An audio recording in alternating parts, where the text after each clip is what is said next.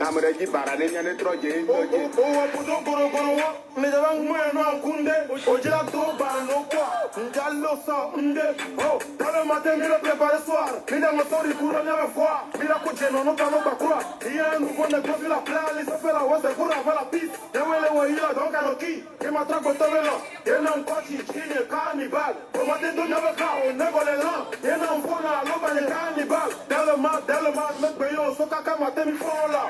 Mille jab, mille coups, résultat, eh bien les gars on les parle là. On les parle, les débuts, on fait la soca comme un téléphone là. On les verse, parce qu'on va se prendre le bénin comme une là. Frère, mi là. Les quoi, l'eau bagna, c'est gaillé, mi là, mille différents, on les bombe bagna, mi font les chica. On les bombe bagna, on la cigane comme les bombe bagna, on dit, il y a cousa cocaïne. On les dégaine pour les héroïnes. On t'a pas tête, il y en a qui win. Oh, quand tu n'as pas pour le coup, on est souvent de mon nez, le coup, il est là, top, Africa.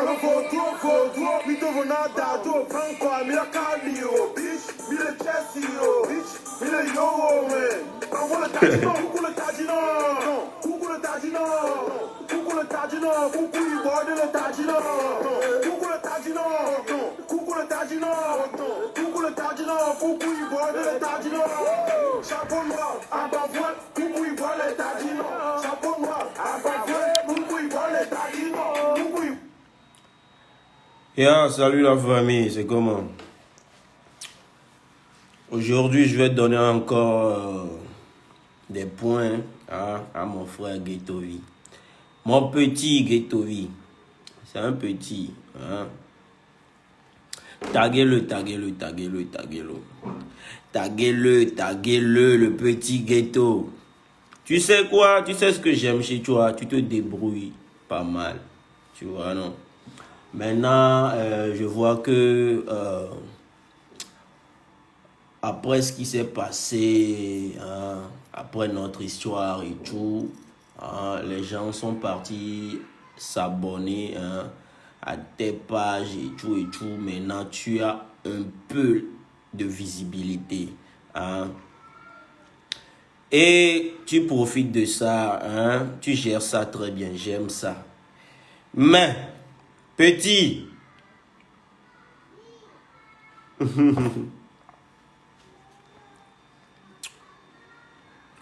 j'ai vu une de tes vidéos l'autre fois, tu parlais de moi. Tu disais quoi? Ouais, tu disais... Ok, les blogs, maman doit faire là. Pas vidéo, ok, les pailles, Ghettovi. Mikodo a mis écriture quoi étant petit ou bien mini mi a mi bon soudé mi bon dire mi a la lona mi so mi a fion mi mon mi oble ou combo mi le jak bagba vide ouais du courage parce que vous n'avez même pas encore fait de tube quand on parle de tube là vous n'avez pas encore fait tube. Quand on parle de tube, vous n'avez pas encore fait de tube. Ok, ça soyons d'accord là-dessus d'abord. Mais Mile Diagbagba, actuellement Mile Diagbagba vide. Et j'aime ça. Parce que ça veut dire que nous kokeke miwa miwe balo. Mais mi ado hope kaka mi amano blo ay no yo konyi be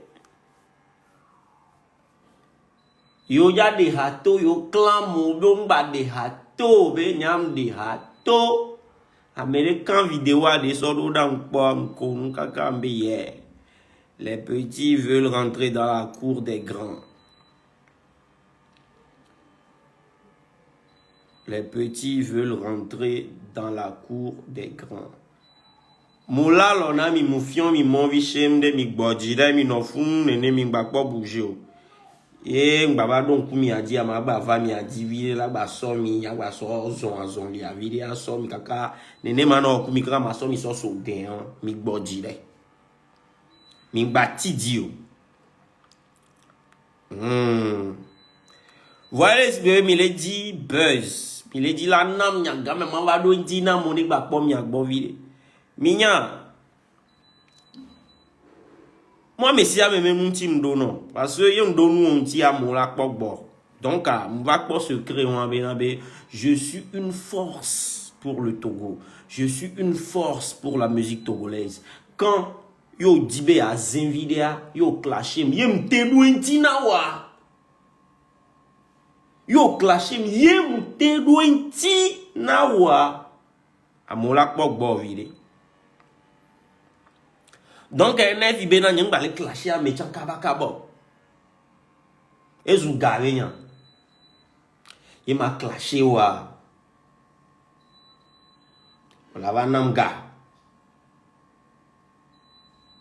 Yema zoom. Miama me zouzouen via etro zou gare nyan. Et que mon ami on Jesse mi vile mi kudo écriture et mi solo John Spingo John Spango venu le yi kwetom le pomi me féliciter mi mbe ouais c'est bon mi gérer buzz à nuere donc elles ont chaud donc mi va profiter mi aso bahamu rabba menami que mi bena yo ya des sons to yo bena magba des sons to son amlema hey son kem le marché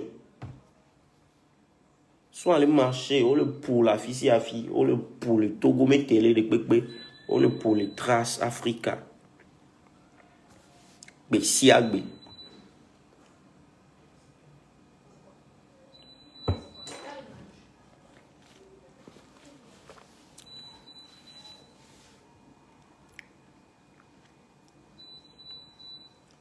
Mi wa blé ou petit ou. Ghetto vi. Ou blé ou. Yo vidéo, magba soit che vidéo non. C'est comme ça. Ou blé ou vidéo et drôme. Magba wa pok bo vidéo ma soit che vidéo non.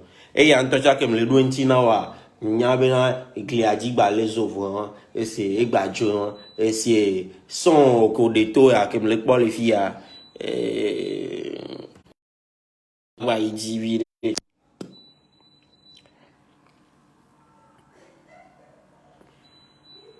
Vu à la loi individuelle. Voir Erako dit les filles. Nya trossé là. Mi pok li para me kon pok boy ami avec boy.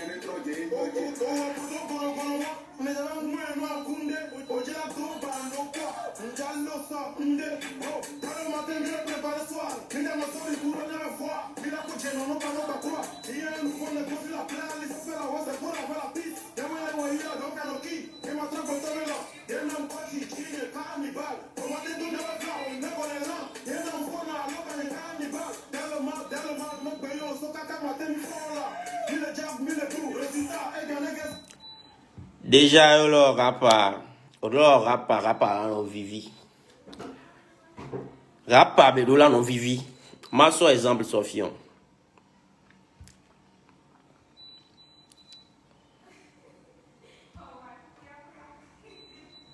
Rap colon, rapa me les désordonné quoi. Ya me laissé à m'a encouragé à me abe assez encore. Rapa. Nko yona be rapa.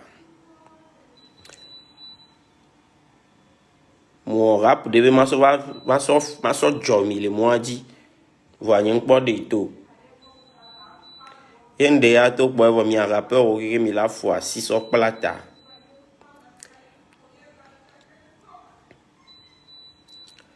Rap nyoa njanja o rapa. Parce que rappeur yam ni à la base comme bon va trop. Il va le dire à quoi. On le pas meilleur vivien. A meilleur on le dira, on le rap. Alors mise à jour. Que tu vis ou mise à jour. Conseil d'amis le nom. Ouais. Rap ya les filles. Rap désordre ou on colore on balé. C'est drill da, c'est drill ya. Rap ya enyo, elle est validé. C'est comme ça. Nyang lo nami be professeur muni nami, manon nami noir cool. Mais le quoi?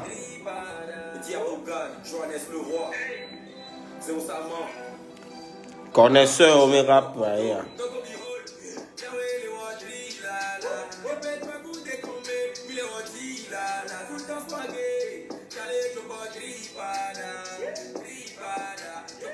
On le quoi doit? Nyawe le wadri la la. Di la la. Hey.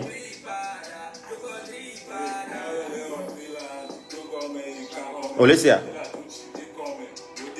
Bingo me.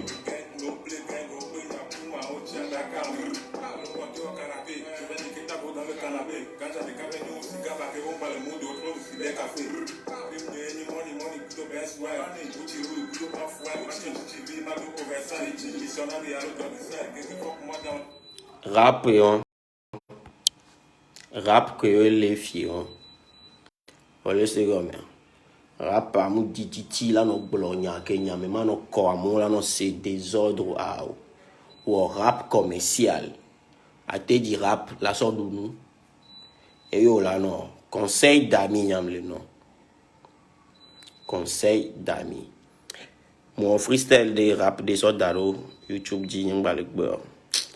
M'long lo be titre là. On kan to mo man.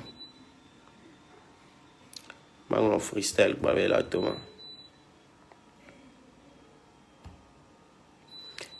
Mia wele blanc, obeset lo play, hungbe bleder. Mia wele blanc, mia wele blanc. C'est Dora, nyamni rappeur ou c'est Dora.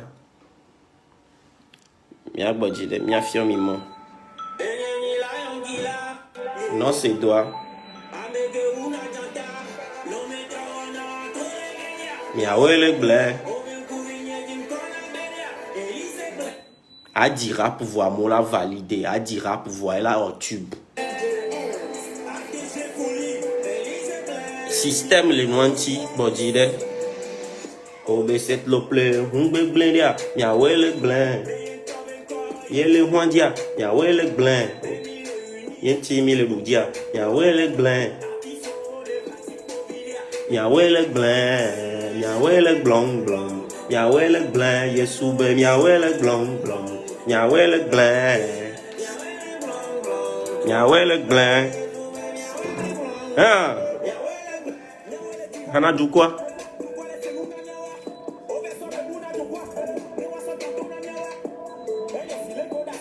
Oso Yesu ya sokan. Dani hu enimi. Mede munya fi ke yevi golo tebe katona so domelo. Lo donu ya gbede. Yenglo yo la on le quoi rapa.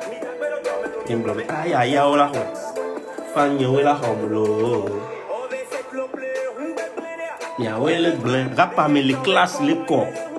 Amola no seigneur de karika. Donc au blé wa to su cour annuel. Toi c'est fiera. Mona dombolo wana hip hop yedo mamuchaka na wakpate. Tu vois? Film à palo. Va obena. Musa na monte gomme bebo.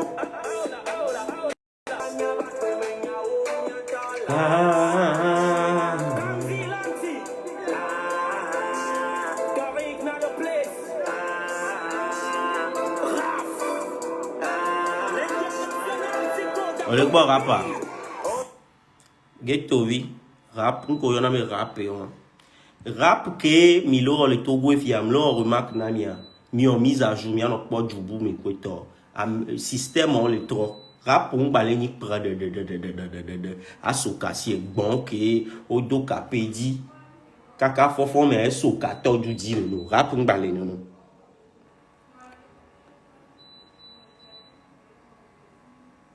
On essaie. Rap on balé non.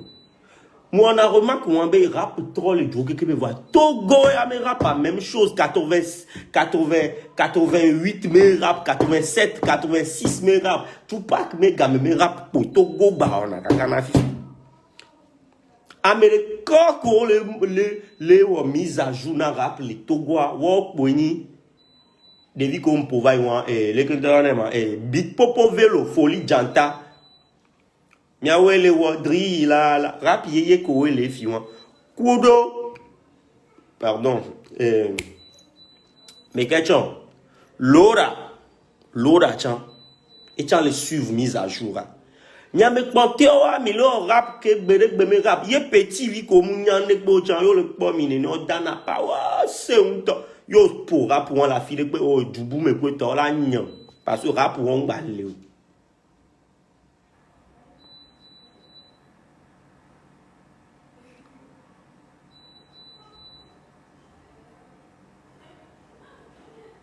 rap ou on balé mi dans le système alors même le pas petit vieux le télé ma mi non les télé mi non pas petit et du bout mes vieux mi a quoi me rapper rap à trop là on bani 96 86 mes rap hein yeni petit vieux ko le Togo yo ke ko to wa mu nyane pe cho yo pe plus connexion 200 pour voir ni le follow me les dapa be mi se mi gba so mi se on lo o le blemier lo rap a trop lo rap ang bagné du prada da on lo muni be mbale se le vanter le filles voix mi en mise à jour geto vio dina hanyore filna o dina hanyore voix mise à jour rap on yo le rap pour un jona dina mo parce rap et mêler au tikan le coup du rap mbale non mi trop système awo rap commercial amola senya ko le blanc maman nya ganvi chalate yo o la rap vo maman nya ganvi la di et ya li jesu on na mi s'envahit professionnel mon ibe rap ay djume nya yo nko nya fofo o va ikweto grand me nu o va ye won e vo e pa tan me ke mi do rap a trop alors mime laisse le vieux dira ma pour deviner me hana mi agwa mi a se rap da mi se rap ya da système à 3. Oh putain, les comment on l'a connecté nous fille. Oh connexion est jolie. Ordinateur a dit. Oh putain. Mbana, ma soeur téléphone. On ne m'a pas pour regarder na mi asi.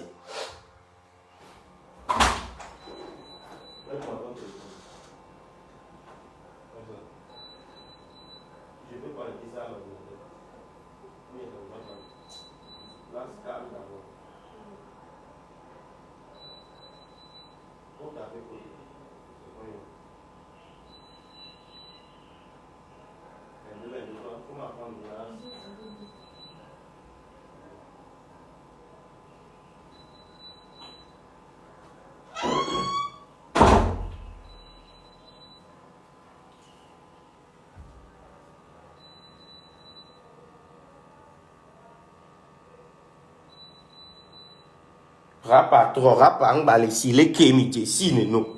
Mi en mise à jour. Y'a même un petit corner. Mais laissez comme mon ibé me va le cadre dans les filles au voir. Mais là, on peut bien voir, on bin me pe am le Georgie, am le Georgie non.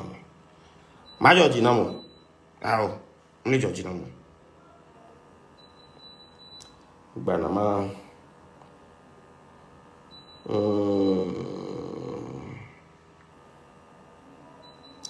Mi ba no da pas pour balo, mi en mise à jour. Il est signé que me blanc. Vale tonya ona mi. Mi ba ko baro wanya on le tona mi. Ma grand téléphone et annuel et ne m'avait ça. Ma soeur nous m'a connecté.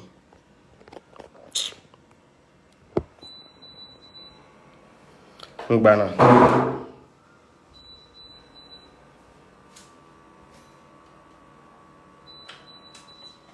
Là, par exemple, si vous voulez que nous ici, nous mis en mise à jour, des violons mise à jour. Welcome to New Rixing. The Bluetooth device is ready to pair.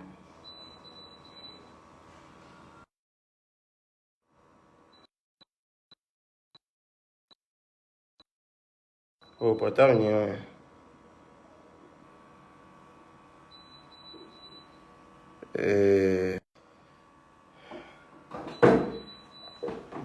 Ma fille mi rap que les filles.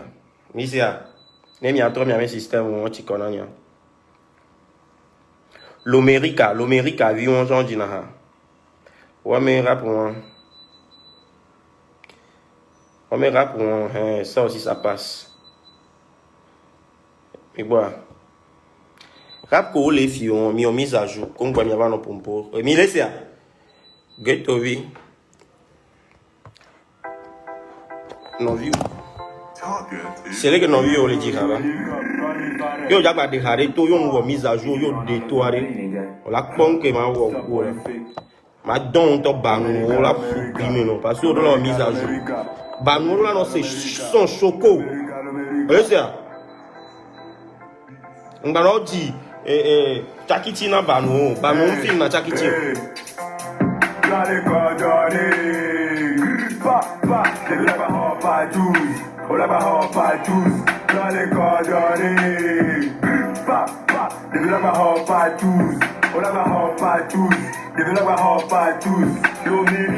gang, mille partout.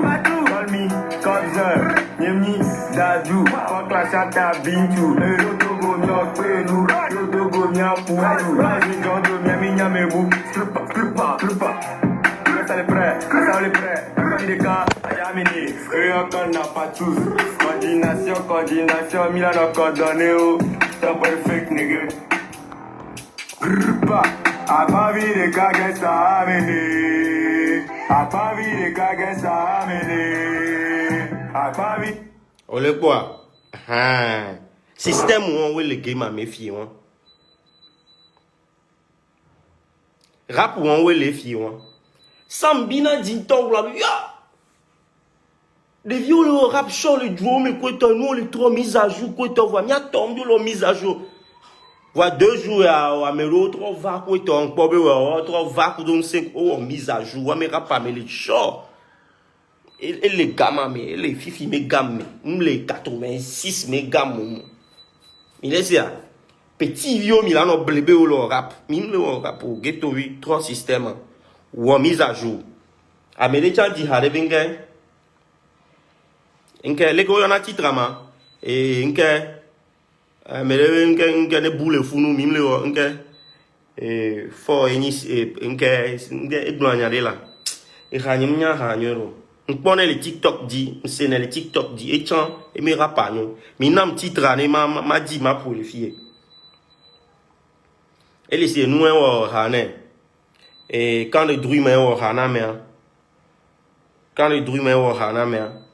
à moi, elle est bien. Quand le drume, à mes yéyero, le va vite, mais on va pour mise à jour, chaud. Hein? On me rappelle les nions. À Javi, les gens, dans la lunette, vide, vanille sortir, et jamais rap à chante. Ouais, Améa. Sure.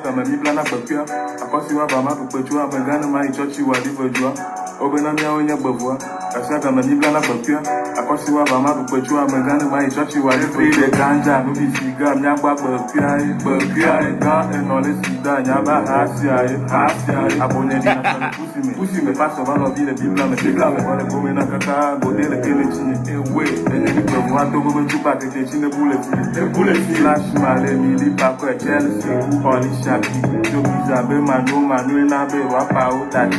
Blessing my day, trust you. Mama walati ba de come every time, go de le big Le conseil les gars les camps mais na fan nyoko les gars pas mais ici ça sonne boîte à la boîte à donc oui na kuma mise à jour oh dola ouais ghetto vie Congo va no clash me kudoma agba va clasher ma wo mise à jour gamin hein java do ntina wa dila jombe mja do ntina amen ntonto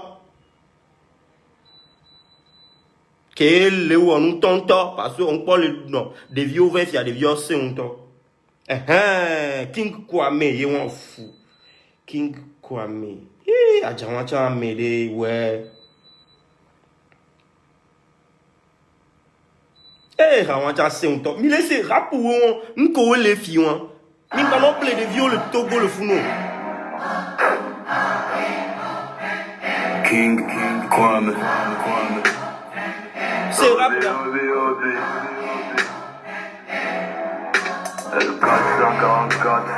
Nke di mulo nu yo roare. Miami non a modo me la e garo mo le filles kweto. Yo be miami rappeur o yom po miami rawa o ko na minto. Nyemblo. For 2 jours ya miami on se comme des vies les que me ha les gars amo le globe yeah be le bien le blanc na miami arrivé o nya o mi nyande ko mi gbojire. Mi wa mise à jour. Nglo na mi walo. Nya wa agble ko ghetto vie écriture et le bleu. A dogo de l'opouan rasta foudi que bon. Écriture ma foudi me la wale. On m'a carré dit maintenant la foudi me non. Ah pas me gars. Mi ora raconte tonton. Que to via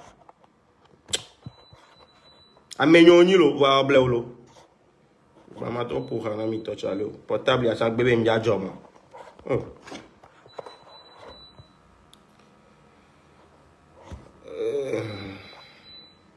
Portable à chama nyati konam. 22 09 94. C'est rap là. King the Green Ring on the beat. Dope bana sibe dope mere kwento mate tote e wanda kaka nyanga tele tote tona ma fone jeme e we adu pe abo kwenale look that's why body kind of me la to weji from ya for the kakbeno all I def the kajim chila go percy before the sauce him now start the kakele togo here zone pour les filles coup de hope balo money yenyem ya beta ke talo ball flex holy context be mo for le power ko best dark coast was betizer Dark poste aussi bataille, mais la jamais le doux c'est tard. De vieux va aussi un temps mi pote mi ame nou avec corda file. Yo ba di ha gwe blank ma bi di do ghetto vi.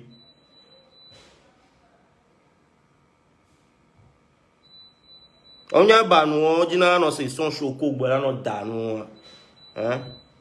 Danu no se nou no tago me non parce que ba nou le fusa au sort de na cerveau oh il y a des cerveaux à son choco et là on doit tago maintenant au second on ba di nous encore mise à jour nenya wa se ha kiti ano da parce que c'est nyame chama no ko ma no senya ko le blond nenya ba se nous anoko c'est black man ou chana de village chama cha Tony so c'est chana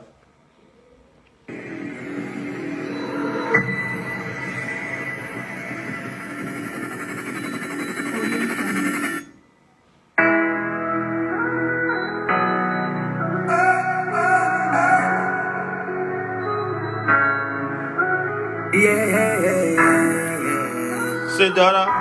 Black man cause on a physique Mufasa. This is Selassie. Oggi mi leghetto vuole ma quella poi non si te. Ne vuole io gatto a ora la si te. Ti mi vada me sa me dura no si te. E si mu le jihado. Oggi mi leghetto vuole ma quella poi non si te. Ne vuole io gatto a ora la si te. Ti mi vada me sa me dura no si te. E ti mu le wododo. hero, quand il y black man. Quand j'ai vu copé même ma tour, you niggas on get star boy. Si tu me sois, on ne parle pas, on agit. On n'a jamais fort aux yeux de monde à Emmanuel Adebayor. I'm working hard every day, name I succeed for. Foutu les gars, on dit les gibes dans ma fille. Et que vite, je me baby la batte théorie. Et qu'il a ni pour la hasard et la kill. Famille d'Inchi et mille mois, il y a économie. Moi, il est dit ça, la cigar, mais si des fourmis. Jamais des bébés n'a pas vani, ayadouzi. Et si que ça, ben, le voit, vous ben, à malouji. So, il y en a, ouais, il y a si vite, assis et zongo. Allo, bagno, qui on est dengi. Bene, kare, mila, vado, goto. Ma, ou, bene, quoi, min, con, mila, blo, ya, go, mila, ghetto, wa, nyama, ko, la, vano, cité. J'ai on les yoga, toa, o, la, cité. J'ai mon voix, mais ça, et nyaonene aye zono le se nyaonene o di mi le ghetto voa mi ama ko la va no cité o ja yo amega ho ho la cité no la no inspiré zono ngba no di ha gbe na banu a men tonton ni fil na o parce que on non a direct yo we mu Georgina o ko blonez le kabe nu ya ko wa mu Georgina yo banu mu ni hypocrite o mu on hypocrisie donc à notre dit son choco na banu na yo ko banu po bo ja te gérer wa gérer o choco mais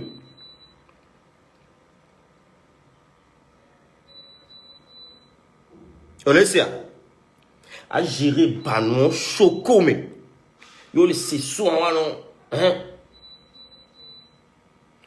Par exemple, à mes manos, monsieur, et banu le c'est hawa on la fil. À mes manos, monsieur, message n'entend non mais et nyan le fou du nous. Et nyan ou mise à jour rap ou angbalé. Sophie avec 50 et Judy bojo nona. Di hanywere lo ghetto. Di hanywere.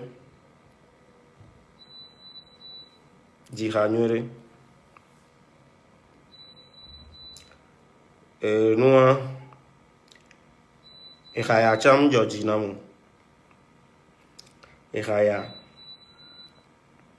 nyenja pub na o yem pour ma va pub na o ame ko keke me le pour les filles me le yo même quoi c'est parce une fille o enti me le yo o yem yo encore anya yem fille o nyenja pub na o parce que yem yo me le encore les filles me le fille la mais ghetto viande am fille ne serenye il est ça intime le yo même corps parce que nyam yon corps o la do buzz a mo la avec pogbo nyam yona me sia même corps intime nyam yona me sia même corps il m'a zoom to chan ga la tuna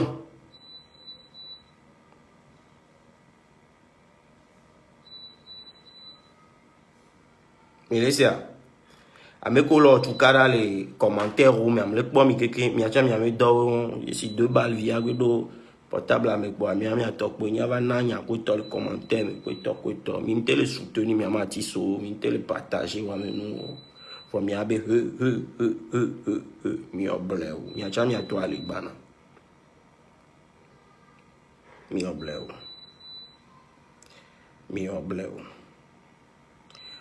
ghetto vi me ha ke mi la wase ghetto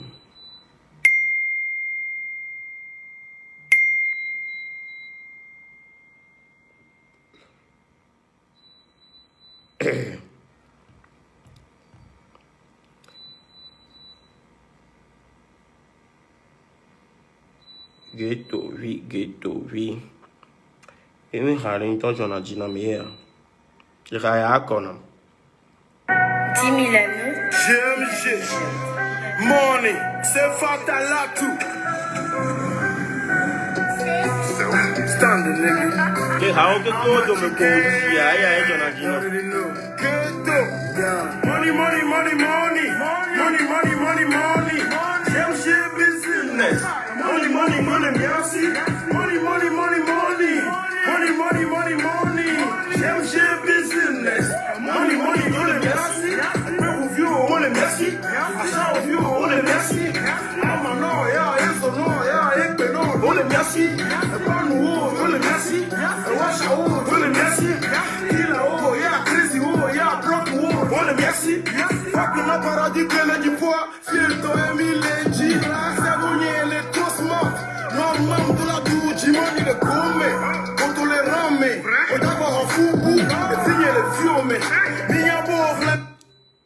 você nya ko na le funua e nya wa se unto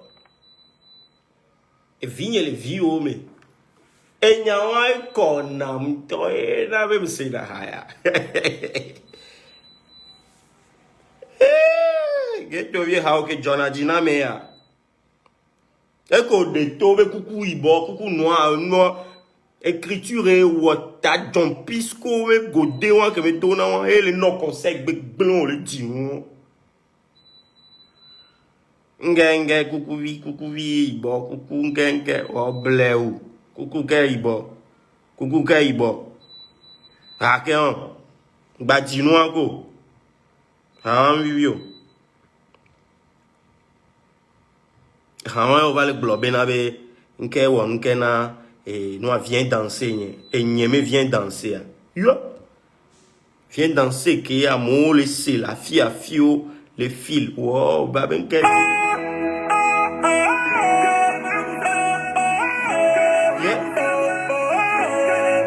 petit calme-toi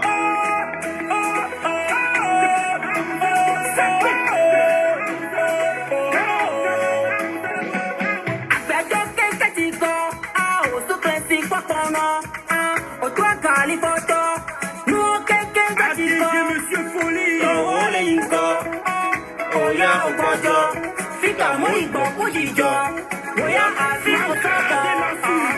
on les a pas se bébé, est-ce que ma ou balé ma Virginie, on les a pas se bébé, est-ce que ma ou balé ma Sandrine me alaba, dawa wa bejodora, pe amia ahoyaya, si fo do laba.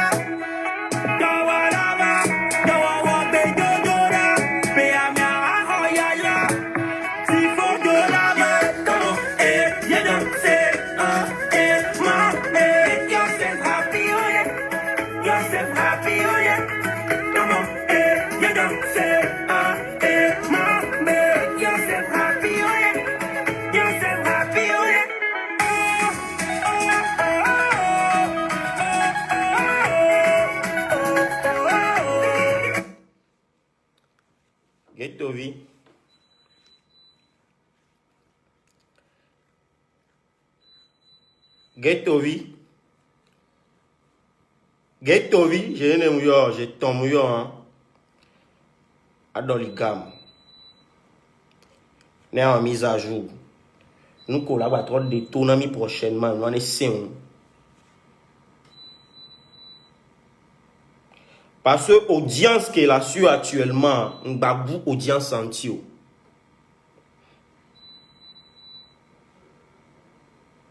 Nous avons audience anti. Yung bova to gwa yung koumi en fit de ka. Ni nya sok banjwa. Ni to e promettre ya non. Yung bova mi en fit de ka. Nya sok banjwa. Voix trop bon style wak bon. Style wang balou. Rap 86 mais rap 88 mais rap Eric MC quoi li Jezo. Oh, elle va y voir. Mi a chami basue la no yo. Ah. Mi a la mise à jour ne mi a trop rendre propre. Mi laisse ça.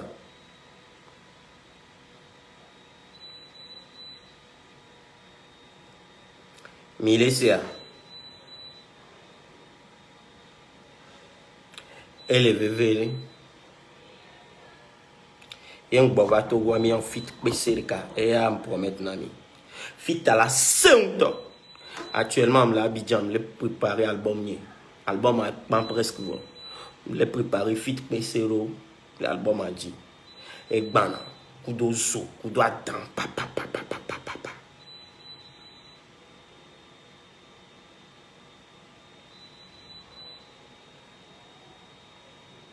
Adam papa.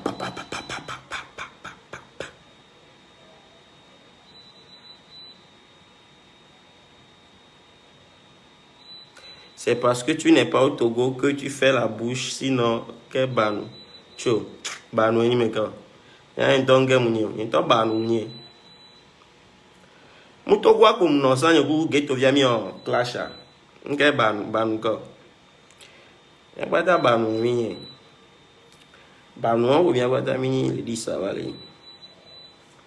Moi, mi amedoa, milo, mi atoa. C'est, mi dit n'y a pas de gars. Donc, à mille.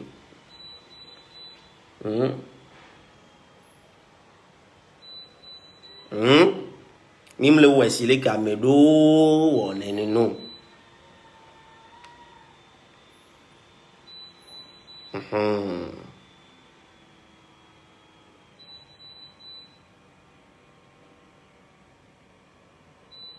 Togo toa a memenya Jona Jina. A memenya goglo Jona Jina mi. Ni soa, donc on a dit. Yo, Togo toa c'est un tolo. Ni soa ken bana Abidjan. Passeport nye ke kou. Que passeport nye quoi? N'trouve passeport nye kou do carte d'identité pas to kou. L'autre jour. Comme moi, l'autre jour, moi, de mon didier, moi, de. Donc, comme passeport, il m'a battu sur l'avion. Yé, on peut ouvrir carte d'identité, chap. Et nous sommes voyager, va fier, parce que les pays de la, gens CDAO, pour la sur carte d'identité, là, sont voyager. Raoul va fier une histoire, Raoul va le blonant, bénéné, il a été imaginé, nous avons vu qu'on remplit dans l'aéroport, le fou, nous avons va foutre son carte d'identité, nous va y couper, nous va prendre vol là.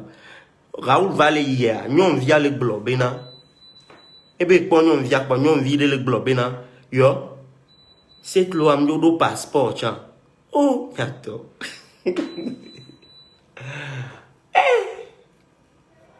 Et que mi la va au Togo, si Jean a mes coco quoi, on can't me Johnny no.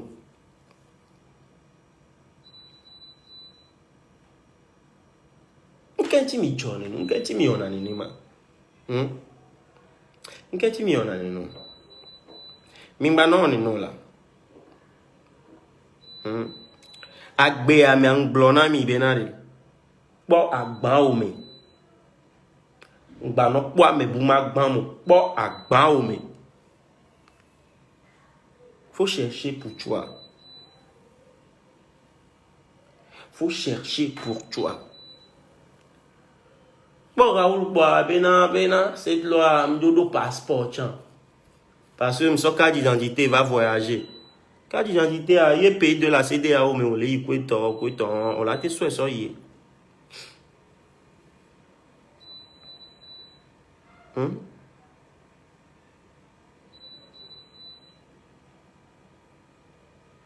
on l'a été soit ça, y qu'est-ce que tu m'en as dit, man?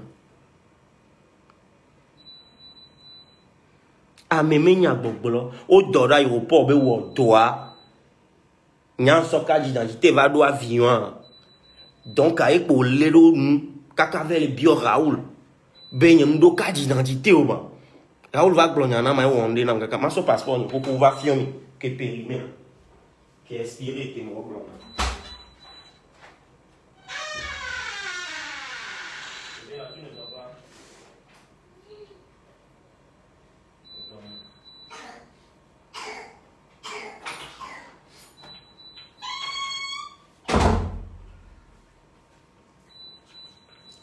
Yeah. Passeport ni inspiré, yeah. Mi quand vidéo mi a main, ne poe, nyom vi ke nyom jesio, voit ne poe, passeport ni a ko le globe le comme le a modo me Raoul bena ya fide ye nyom via la modo me be yo, c'est le am do passeport chama. Passeport ni yeah, passeport yeah. Pourquoi? Abidjan, Côte d'Ivoire, yo là il y a pays de la CDAO, yo là t'es son carte d'identité so ifa. Carte d'identité ni yeye que moi so va so voyager. Là t'es so ifa. Mi laisse. Nyan ki wona mi. A me ma gbe kan na mi unu la. Qu'est-ce que John est ma? Qu'est-ce que John est non?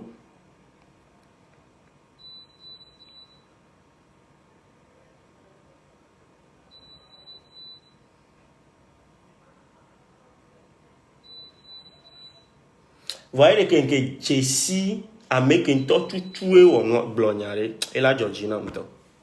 Munyo quoi? N'ke o milene no mi dina be a gemi ti a me kweto. Mi a o de kaya me amele. Ye mi le o noir kaka a mi va prendre décision be fifi ya non réservé ya non. Il est ka kweto mi a we la globe a mi ale o glo. Voyez mi a dasie do kwe be o à l'aise kweto na mi kweto cha be o be America o miniti a mi a be avec les professionnels.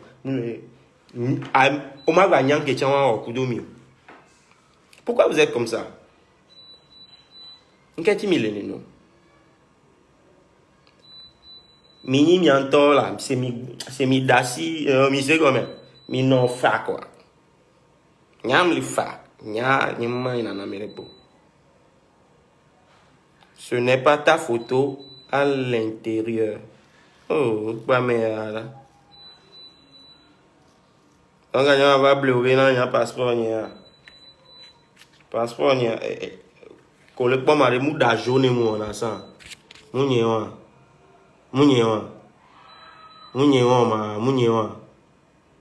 Mon fovi. Mon fort pour masso pour mini. On y a no bin mais mon fort pour masse à caille congelé. À suivre. Mia no Facebook dit pas mia même do comédie même do. Oh, comédie même go.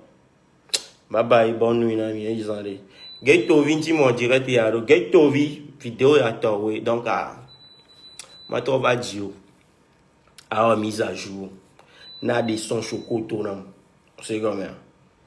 Buzz a les son normalement yo le buzz a les son que la toi no sen na we. Nene nya wona do. On laisse ça. Nene wona do. Nene mi la no. Mingba no buzz a mba remarquer be buzz wo do sen na son. Buzz c'est un qui y a tout. Donc il faut te mettre au travail. Il faut beaucoup travailler, mon frère Ghetto. Allez, ciao, bye.